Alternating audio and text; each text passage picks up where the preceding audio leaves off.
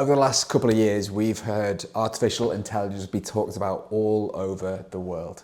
The potential changes that it could make to our day-to-day lives, to make our lives simpler, make mundane tasks quicker, make funny pictures of our dogs on request, all those important things.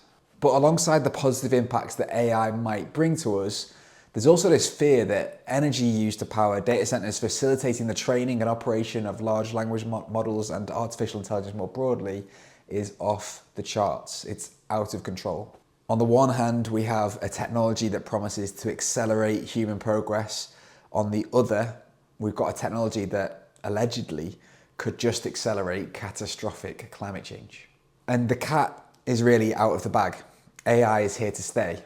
And data center demand is going nowhere. We might be concerned about this from a climate and energy point of view, but should we be frightened?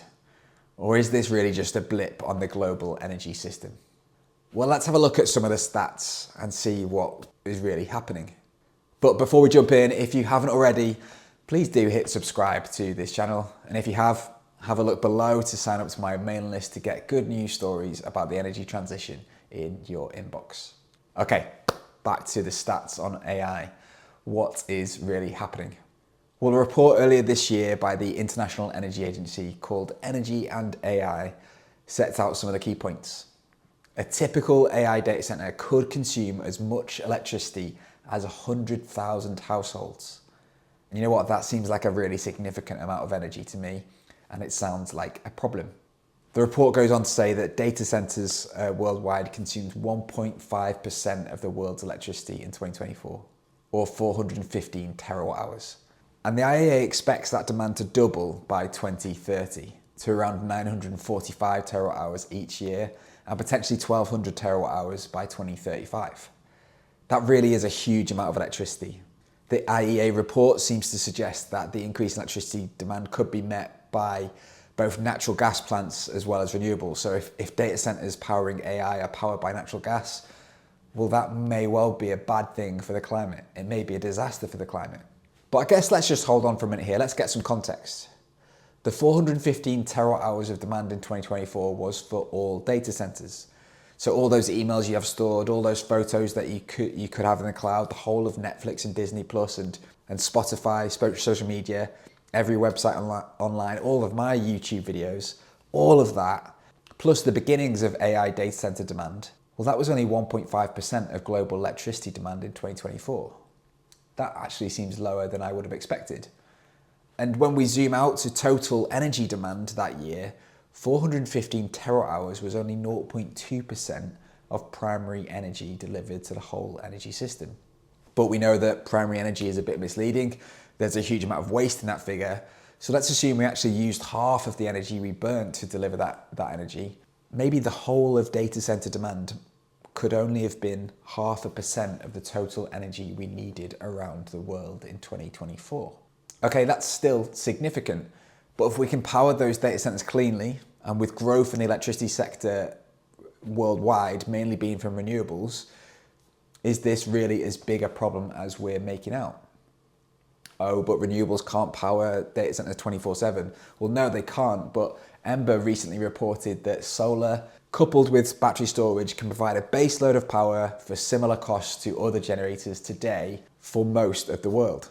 So coupled with the fact that large gas turbines are not waiting in stock to be installed, with a reported lead time of up to 7 years, and that nuclear power seems to take decades to build, if data center growth to power AI growth is quick, the only way of powering this extra demand will be the quick to build solutions, which for most of the world could be solar. And let's be completely clear, I'm not particularly an AI advocate, but I am concerned that pointing at AI is a distraction from the challenge that we already have of transitioning our existing system away from fossil fuels.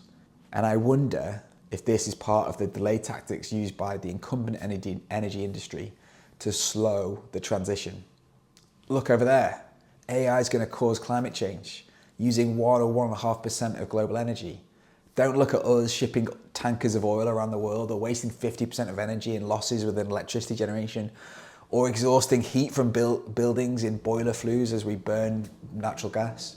In a report in 2023, the IEA suggested shipping goods around the world used 4.2 million barrels of oil per day, or 1.5 billion barrels of oil each year.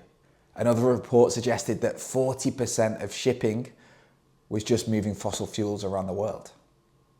Let's assume 40% is an overestimate, and that figure might be more like 25% or 375 million barrels of oil a year. So how many terawatt hours of energy is in 375 million barrels of oil? Well, that's the equivalent of around 640 terawatt hours of energy. Shipping fossil fuels around the world, just moving them around in 2023, used more energy than all data centers in 2024. So I wonder, where should our focus lie?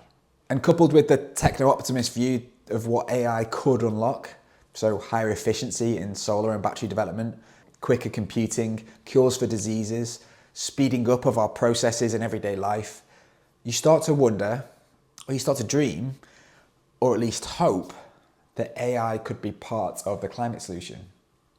Yes, growth in demand of any sector is a bad thing, but as we electrify much of our economy, we'll see a reduction in energy demand as heat pumps reduce the energy need for heating, as electric vehicles reduce energy needed for transport, as energy efficiency bites in industry, and as we use and ship less fossil fuels around the world. The growth in AI demand may well look more stark, but actually it will be much less significant. So, when we see the next news story about AI energy use and its risks to climate change, let's think about the risk of our current energy system, our reliance on fossil fuels, and what we need to do about that.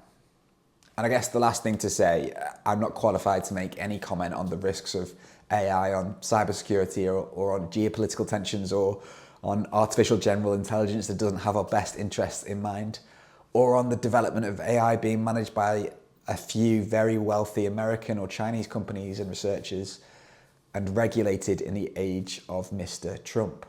All that is frightening, and it worries me much more. But the risk from an energy perspective, I'm not so sure. And I think that conversation is likely to be a distraction piece from those trying to hold on to fossil profits or trying to slow down the transition. Thanks for watching this video so far. I make videos on YouTube to try and help accelerate the energy transition to a low carbon future, alongside working with organizations and individuals to support decarbonisation where I can. If you want to work with me or you want to stay in touch, visit sb-energy.co.uk, sign up to my mailing list and subscribe to this channel. There'll be links below that you can see.